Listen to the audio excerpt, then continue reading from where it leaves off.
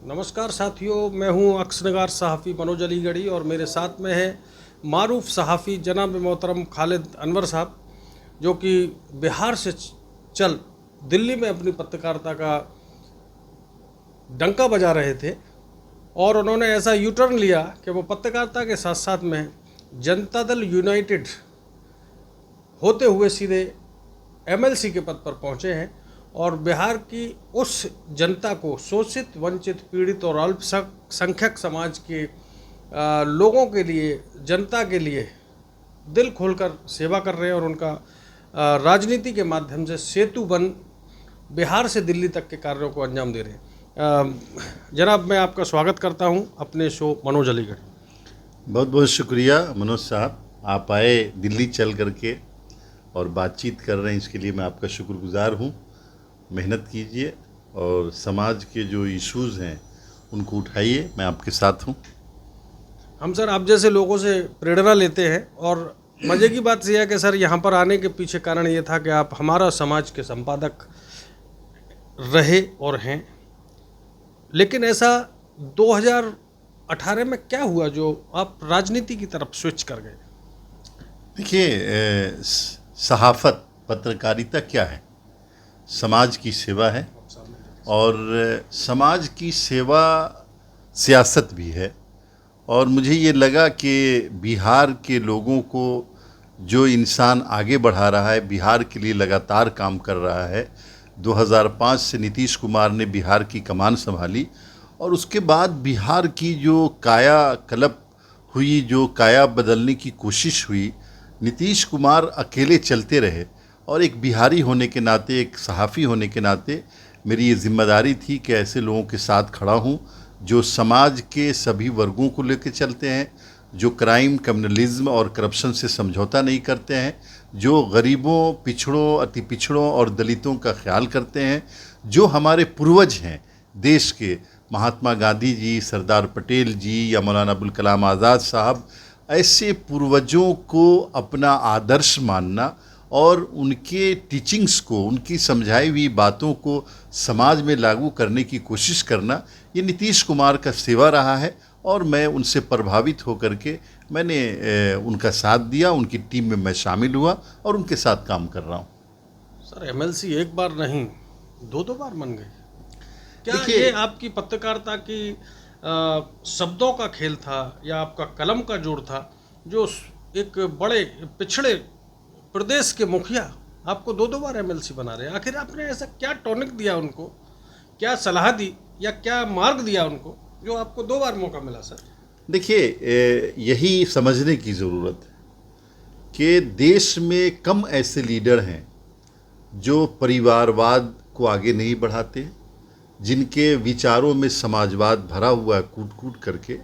नीतीश कुमार का इतिहास देखेंगे, उनका काम करने का तरीका देखेंगे तो आपको पता ही चलेगा कि उनकी टीम में ऐसे ही लोग हैं जिन्होंने यानी जिनके परिवार कभी सियासत में नहीं थे, परिवार के लोग, और ऐसे लोगों को चुन के लाते हैं जिनको ये समझते हैं, नीतीश कुमार समझते हैं कि समाज की सेवा के लायक हैं। मेरी ये खुशकिस्मती है कि नीतीश कुमार जैसे नेक, ईमानदार और लगातार काम करने वाले नेता की टीम में मुझे दोबारा मौका मिला। और बहैसियत पत्रकार के और बहैसियत नेता के मैं खुशनसीब समझता हूँ। ये सही बात है कि आज के ज़माने में जो राजनीति है वो या तो परिवारवाद की है या पैसावाद की है, और नीतीश कुमार इन सब चीज़ों से ऊपर उठ करके समाजवाद की राजनीति करते हैं और समाज के लोगों का ख्याल करते हैं। पसमानदा लोगों का भी विशेष ख्याल रखते हैं? सभी तबकात का, जितने वर्ग हैं, आप जाएंगे बिहार में तो आपको पता ये चलेगा कि जो फॉरवर्ड क्लासेस के लोग हैं वो भी खुश हैं, जो पसमानदा हैं वो भी खुश हैं, जो अति पिछड़ा है वो भी खुश हैं, जो दलित हैं वो भी खुश हैं, जो आदिवासी हैं वो भी खुश हैं। तो ये एक अखबार ने, जो गार्जियन अखबार है पूरी दुनिया में माना जाता है, उसने लिखा कि नीतीश कुमार नेता नहीं, ये सोशल रिफॉर्मर हैं। और सोशल रिफॉर्म्स के जितने काम हो सकते हैं उसको नीतीश कुमार जी ने बिहार में ज़मीन पे उतारा है। आप उत्तर प्रदेश के रहने वाले हैं, अलीगढ़ के रहने वाले हैं। अलीगढ़ की एक तारीख़ है, इनकलाब की तारीख़ है, तालीम की तारीख़ है, और वहाँ के लोगों ने यानी बिज़नेस में भी बड़े बड़े काम किए हैं, बड़े बड़े कारनामे अंजाम दिए हैं। आप लोगों को बिहार आना चाहिए और देखना चाहिए कि बिहार के समाज को होता क्या है कि नेता लोग पुल बनाते हैं, सड़कें बनाते हैं, इंडस्ट्रीज़ लेके आते हैं। नीतीश कुमार ने बिहार के समाज को भी बनाया, लोगों को बनाया, एक ऐसा समाज खड़ा किया जहाँ मोहब्बत मिलेगी, जहाँ प्रेम मिलेगा, जहाँ भाईचारा मिलेगा, जहाँ एक दूसरे का सम्मान मिलेगा, जहाँ अंधभक्ति नहीं मिलेगी, जहाँ यानी साइंटिफिक सोच है लोगों की, और बहुत एक अच्छा समाज, अच्छा प्रदेश और एक अच्छा वातावरण डेवलपमेंट के साथ साथ उन्होंने बनाया है। सर, आपने जैसा कि कहा कि बिहार आना चाहिए, 2007 और 8 में जब सहरसा और सुपौल में कोसी का कहर बरसा था तो मैं गया था अपनी टीम के साथ में, और वहाँ पर मैंने तस्वीरों के माध्यम से, अपनी सहाफ़त के माध्यम से अलीगढ़ मुस्लिम विश्वविद्यालय के म्यूजियोलॉजी डिपार्टमेंट में एक बड़ी प्रदर्शनी की थी, जिसमें बिहार के लोगों का दर्द उन तस्वीरों में अलग झलक रहा था। आपने बताया कि नीतीश कुमार साहब बड़ा शोषित वंचित का ख्याल रखते हैं।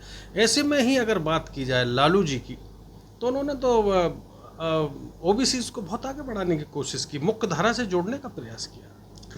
देखिए, लालू प्रसाद यादव जी की जो राजनीति थी वो राजनीति बिल्कुल अलग थी। लालू प्रसाद यादव जी ने ओबीसी की बात तो ज़रूर की, लेकिन उन्होंने अपने परिवार को आगे बढ़ाया, अपने बेटे को, अपने बेटी को, उससे पहले अपने साले को, अपने साली को, उससे पहले अपने भाई को, अपनी पत्नी को। तो ये लालू प्रसाद यादव जी की कथनी और करनी में बहुत फ़र्क था। नीतीश कुमार जी ने, और 1990 से 2005 का बिहार जो था वो लगता था ऐसा कि जैसे किसी जंगल में हम आ गए हों। कोई लॉ एंड ऑर्डर नहीं, किडनैपिंग की इंडस्ट्री खुली हुई थी, सड़कों की हालत ख़राब, बिजली नहीं, एजुकेशन नहीं, स्वास्थ्य सिस्टम नहीं, हर जगह अफरा तफरी मची हुई थी। 2005 में नीतीश कुमार आए तो उन्होंने फ़र्क समझाया कि लालू जी क्या है, नीतीश कुमार क्या है। बिल्कुल क्राइम पे कंट्रोल करना, समाज में शांति बहाल करना, जो कम्युनल क्लैशेस होते थे, जो झगड़ा फसाद होता रहता था, उसको कंट्रोल करना, और फिर एक एक इंच आप जाके देखिए, आज के दिन बिहार में कोई टूटी सड़क नहीं मिलेगी, कोई नदी नहीं मिलेगी जिसको पुल नहीं दे दिया गया हो, कोई गांव नहीं मिलेगा जहां 22 घंटे बिजली नहीं रहती हो, और आप रात के अंधेरे में जाए, दिन के उजाले में जाए, आपको लगेगा कि एक बदला हुआ बिहार। इसमें आपका क्या? ये तो मोदी जी जब सत्ता में आए थे 2014 में, तो उन्होंने घर घर में लाइट पहुंचाने का काम किया था, आप उसका क्रेडिट ले रहे हैं सर। देखिए, 2010 में नीतीश कुमार जी ने जब वो जीत के आए तो उन्होंने 2012 में गांधी मैदान में भाषण देते हुए कहा कि अगर मैं 2015 तक घर घर बिजली नहीं पहुंचा दूं तो मैं वोट मांगने नहीं आऊँगा। वाह। और ये कम करेज होता है, हिम्मत होती है नेताओं के अंदर जो ये बात करें। देखिए, आप बगल में हमारे उत्तर प्रदेश है, आपकी रियासत है। उत्तर प्रदेश एक विकसित राज्य पहले से रहा है, और उसका वेस्टर्न पार्ट जो है ना, काफ़ी इंडस्ट्रीज़ हैं। तो आप उत्तर प्रदेश का ग्रोथ देखिए, बिहार का ग्रोथ देखिए, तो आपको लगेगा कि बहुत फ़र्क है दोनों के अंदर। और उत्तर प्रदेश के पास इतने रिसोर्सेज होने के बावजूद भी बिहार ने जो जीडीपी, जो ग्रोथ इंडेक्स होता है, 12% से हमारा नीचे नहीं आया कभी। और दूसरे स्टेट का देख लीजिए, पूरे भारत में हम नंबर 1 रहे 2005 से अभी तक। आज के दिन भी बिहार की जीडीपी तकरीबन 11% के करीब है। हमारे साथ में हैं जनाब मोहतरम खालिद अनवर साहब, और चूँकि ज्ञान का था सागर है, दो समाचार पत्रों का संपादन किया है, हिंदुस्तान एक्सप्रेस हो या हमारा समाज हो। लेकिन 2007 में समाचार पत्र प्रारंभ किया, वहीं पर एक करवट ली सर ने, एक विदेश यात्रा के दौरान अमेरिका जाना हुआ सर का, अप्रैल 2007 को। सर, आप अच्छा खासा उर्दू सहाफ़त के लिए, प्रिंट के लिए काम कर रहे थे। 2007 में ऐसा क्या हुआ जो डिजिटल टेक्नोलॉजी को एक्सेप्ट करने की आपको महसूस हुआ, या भविष्य में आपने डिजिटल टेक्नोलॉजी को देखा कि ये आगे बढ़ेगी? वो क्या कहानी थी, थोड़ा सा बताएं सर। आपको पत्रकारिता के लाइन के भी लोग देख रहे हैं और राजनीति के लोग भी देख रहे हैं, और सबसे बड़ी बात तालिब इल्म और तलबा भी आपको देख रहे हैं। थोड़ा सा बेहतर तरीके से बताएं कि आप अमेरिका से क्या सीख कर आए थे सर। नहीं नहीं, अमेरिका एक कल्चरल टूर पे गया था, अमेरिकन सरकार ने बुलाया था। बाराक ओबामा जी उस वक्त प्रेसिडेंट थे अमेरिका के। तो देखिए, यूरोप हमसे आगे है बहुत सारे मामलात में, वेस्ट हमसे आगे, अमेरिका आगे है। मैंने वहाँ देखा था कि प्रिंट मीडिया की हालत बहुत ख़राब है, लोग अखबार बिल्कुल नहीं पढ़ रहे हैं। मैंने आके अपने ऑफिस में मीटिंग करके कहा था कि भाई प्रिंट मीडिया का ज़माना ख़त्म हो रहा है, हम लोगों को डिजिटल की तरफ आना चाहिए। लेकिन हमारे मुल्क के लोग जल्दी मानते नहीं इन चीज़ों को, ऑफिस के लोगों ने भी नहीं माना, नहीं तस्लीम किया इसको। तो ये वेस्ट हमसे आगे चल रहा है, आज भी 100 साल हमसे आगे है, तो वो आगे रहेगा और हम लोग भी पीछा करते रहेंगे उसका। बहुत बढ़िया। मुझे लगता है उसी समय देश के यशस्वी प्रधानमंत्री मोदी जी ने भी यकीनन विदेशी यात्रा करी होगी, तभी उन्होंने सोशल मीडिया टेक्नोलॉजी को एक्सेप्ट किया और डिजिटल का डंका पूरे विश्व में बजा दिया। क्योंकि सर मैं कह चुका हूँ, आप सहाफ़ी हैं और सबसे बड़ी बात उर्दू अदब के अगर एक ख़ास मुकाम पर आपको कहा जाए तो कोई गलत बात नहीं है। अब हम प्रदेश से हटकर थोड़ा सा पड़ोसी देशों की तरफ चलते हैं। हसीना जो प्रधानमंत्री थी बांग्लादेश की, वो शॉर्ट नोटिस पर इंडिया चली आई हैं सर।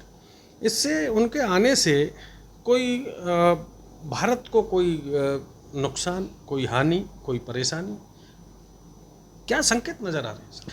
देखिए मनोज जी, एक बात समझिए, बांग्लादेश की जो हालत है आज के दिन, उस हालत को जानने के लिए आपको 1947 में जाना पड़ेगा। जब ये देश बट रहा था उस वक्त भी हमारे पूर्वजों ने कहा था, मौलाना आज़ाद ने कहा था कि मज़हब के नाम पर कोई देश एस्टेब्लिश नहीं हो सकता, और वो होगा तो उसके अंदर कभी अमन नहीं आएगी। 1947 में जब ये देश बांटा जा रहा था, उस वक्त भी लोगों ने विरोध किया, लोग माने नहीं, कायदे आज़म मोहम्मद अली जिन्नाह नहीं माने, देश बटा। लेकिन क्या अंजाम हुआ उसका? पाकिस्तान 2 टुकड़े हुआ, यानी east Pakistan, waste Pakistan.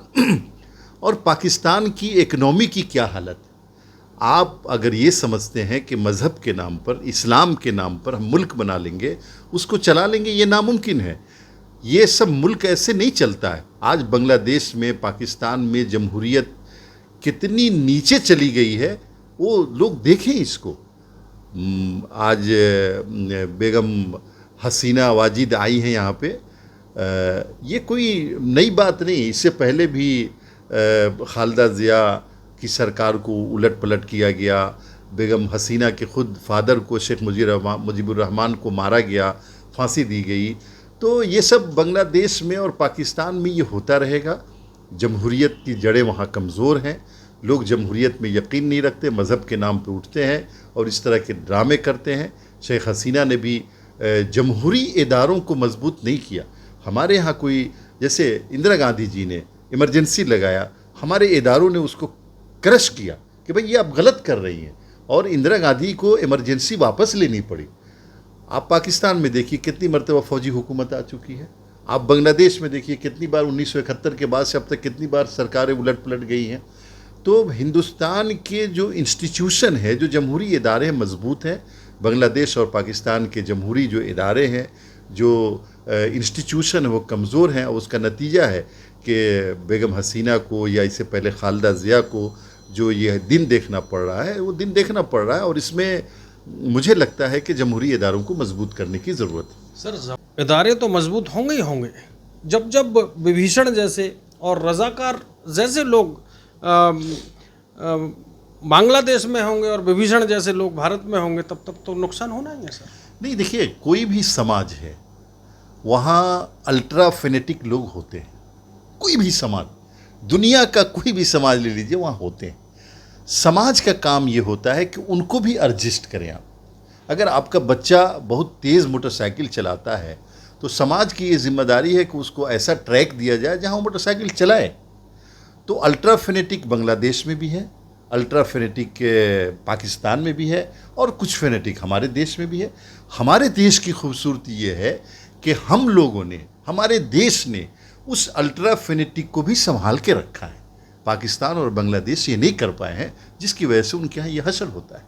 Sir, जैसे बांग्लादेश की जो घटना है, जो बांग्लादेश का घटनाक्रम है, क्या इस घटनाक्रम से भारतीय अर्थव्यवस्था पर कोई प्रभाव पड़ सकता है?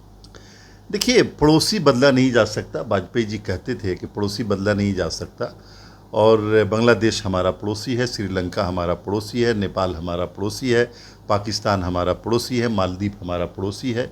ये पड़ोस के मुल्क हैं और इनके पड़ोस में आग लगेगी तो बहरहाल तैयारी तो हमें करनी ही चाहिए। लेकिन बांग्लादेश की अर्थव्यवस्था से हिंदुस्तान, हमारे देश की अर्थव्यवस्था का बहुत ज़्यादा लेना देना नहीं है। और हम लोग देश का लेना देना हो या ना हो, लेकिन अडानी अंबानी का तो जरूर हो। देखिए, ये तरीका सही नहीं है। आप पत्रकार हैं, कोई बिजनेसमैन अगर आगे बढ़ रहा है तो उसकी गलती नहीं है कि उसको हम टारगेट करें कि किसी का नाम लेकर के। अडानी अंबानी किसके लिए कर रहे हैं? क्या वो रुपया खा रहे हैं, पैसा खा रहे हैं? आखिर उनकी वर्थ इस देश में ही इस्तेमाल हो रही है ना। तो ना अडानी का नुकसान है, ना अंबानी का नुकसान है, ना भारत का नुकसान है। नुकसान एक समाज का है, बांग्लादेश का नुकसान हमारा नुकसान है। और हम चाहते हैं, हमारा देश चाहता है कि बांग्लादेश में अमन हो, श्रीलंका में अमन हो, नेपाल में अमन हो, और यहाँ तक कि हम तो ये भी चाहते हैं कि पाकिस्तान में भी अमन हो, ताकि हम लोग एक अच्छा पड़ोसी अपने पास रख सकें। जनाब खालिद अनवर साहब हैं और सहाफ़ी और वो भी संपादक, तो पॉजिटिव ही पॉजिटिव बोलेंगे। लेकिन एक सवाल और नया निकलेगा सर, शेख हसीना को भारत में रहने के लिए निमंत्रण या आज़ादी दी जाए, क्या होना चाहिए? देखिए, हमारी 5000 साल पुरानी संस्कृति है कि अतिथि देवो भव। हमारे लिए कोई भी मेहमान हमारा देवता होता है। ये हमारे हिंदुस्तान की संस्कृति है और इसी संस्कृति को हम आगे बढ़ाएंगे। हमारे यहाँ अगर कोई मेहमान आता है, जब तक रहना चाहे, हम ये चाहेंगे कि हमारी सरकार उसको रखे, सुरक्षा दे। और पड़ोसी की हैसियत से बांग्लादेश में बेगम हसीना ने हिंदुस्तान से अच्छे रिलेशन निभाए, इस वजह से भी ये बेहतर होगा। और बाकी सरकार को तय करना है डिप्लोमेटिक लेवल पे क्या किया जा सकता है। सर, क्या आप मानते हैं कि बांग्लादेश की जो हाल की जो स्थिति है, स्थिति जो खराब हुई है, क्या इसमें विदेशी साजिश की बू आ रही है? देखिए, जब तक हम कमज़ोर नहीं होंगे, हम पे कोई हमला नहीं करेगा। बेगम हसीना ने जो फरवरी 2024 में इलेक्शन हुआ, उस इलेक्शन में वो ट्रांसपेरेंसी नहीं थी जो एक डेमोक्रेटिक कंट्री के लिए होनी चाहिए थी। और उसका नतीजा ये हुआ कि अपोजिशन यूनाइट हो गया बेगम हसीना के ख़िलाफ़, उनकी पार्टी जो अवामी लीग है उसके ख़िलाफ़। और ये सब चीज़ें धीरे धीरे एक मॉब की या प्रोटेस्ट की शक्ल बन गई। तो ये मुझे लगता है कि इसमें विदेशी हाथ ढूंढने से ज़्यादा ज़रूरी है कि हम इसको ये समझें कि इंटरनल कुछ गलतियां हुई हैं और कंट्रोल में कमी हुई है, जिसकी वजह से ऐसा हुआ है। विदेशी हाथ तो, विदेशी ताकतें तो हर जगह लगी ही रहती हैं। सर, इस बात से एक बात याद आ रही है, पिछले दिनों भारत में भी चुनाव था और कुछ राष्ट्रीय पार्टियों के अकाउंट सीज कर दिए गए थे, तो कहीं पड़ोस का साथ तो नहीं आएगा? नहीं, आप मनोज जी, ये बात आपको याद है कि राष्ट्रीय पार्टियों के अकाउंट सीज हुए, लेकिन ये याद नहीं है कि हमारे ही देश की कोर्ट ने उस अकाउंट को खुलवाया था। आपको ये भी याद रखना चाहिए कि हमारे देश की सुप्रीम कोर्ट ने कहा था कि पॉलिटिकल लीडर को इलेक्शन के वक्त बंद नहीं किया जा सकता, और केजरीवाल को ज़मानत पे रिहा किया था कैंपेन करने के लिए। ये हिंदुस्तान की खूबसूरती है, ये भारत की खूबसूरती है कि अगर कोई किसी का दमन करना चाहे, हमारा इंस्टीट्यूशन खड़ा हो जाता है कि नहीं, ये नहीं कर सकते आप। बांग्लादेश में बदकिस्मती से ऐसा नहीं हुआ, जिसकी वजह से ये सब हुआ। स्टूडेंटों को बरगला कर इस तरीके की कृत्य को अंजाम दिया जा रहा है।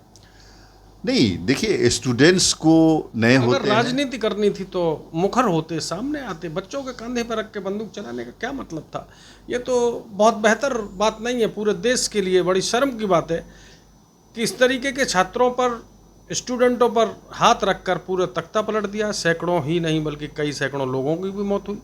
अब वहाँ पर सर मंदिर, मस्जिद और धर्म भी आ रहा है और भाषा शैली भी आड़े आ रही है, और अभी तो पता नहीं सर कब तक इस तरीके का परिणाम भुगतना पड़ेगा। देखिए, पड़ोस का मामला है और बहुत ज़्यादा मैं डीप में बात नहीं करना चाहता, चूँकि ये डिप्लोमेटिक मामला है और हमारी कंट्री से रिलेशन मैं चाहता हूँ और हमारा देश चाहता है कि बांग्लादेश में अमन हो।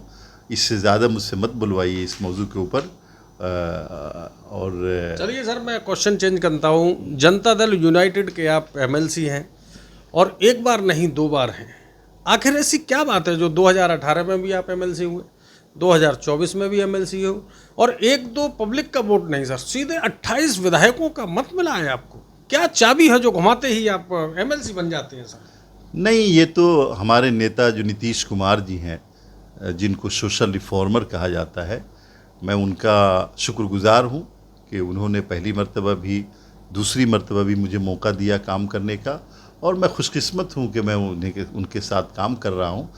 बाकी चाबी वाबी कुछ नहीं होती, तकदीर और नेता के नीयत के ऊपर होता है। हमारी खुशकिस्मती है कि मुझे अच्छे नेता का साथ मिला। सर, चूंकि आप एडिटर रहे हैं, एक नहीं दो समाचार पत्रों के, एक पत्रकारिता से जुड़ा हुआ सवाल है। प्रिंट मीडिया बंद हो रहा है, ऐसे में जो प्रिंट से जुड़े हजारों लाखों पत्रकार, सहाफ़ी हैं, या यूनिट के लोग हैं, या संपादन करने वाले लोग हैं, या प्लेट बनाने वाले लोग हैं, ऐसे लोगों के लिए भविष्य को किस तरीके से उज्ज्वल करना चाहिए? प्रिंट तो किनारे पर आता जा रहा है सर। देखिए, दुनिया रुकने वाली नहीं है, दुनिया चलती रहेगी, आगे बढ़ती रहेगी। अगर हमारे प्रिंट के साथी ये समझ रहे हैं कि मैं ज़िंदगी भर प्लेट बनाऊं और ख़बरें बनाऊं, तो ये सही नहीं है। उनको अपडेट करना चाहिए। और मेरी ये कोशिश है, मैं नेशनल यूनियन ऑफ जर्नलिस्ट से भी मीटिंग मेरी हो रही है कि भाई जो प्रिंट मीडिया से जो जुड़े हुए मुख्तलिफ़ मैदानों में लोग थे, उनके ट्रेनिंग का इंतज़ाम किया जाए और उनको अपडेट करके मुख्तलिफ़ मैदानों में छोड़ा जाए। 2 हाथ है, दिमाग है, कान है, आँख है, बहुत कारगर लोग होते हैं। जर्नलिज्म में जो आते हैं वो बहुत यानी मेहनत करने वाले लोग होते हैं, बहुत कुर्बानी देने वाले लोग होते हैं, और ऐसे लोग जिस मैदान में भी जाएंगे उस मैदान में कामयाब होंगे।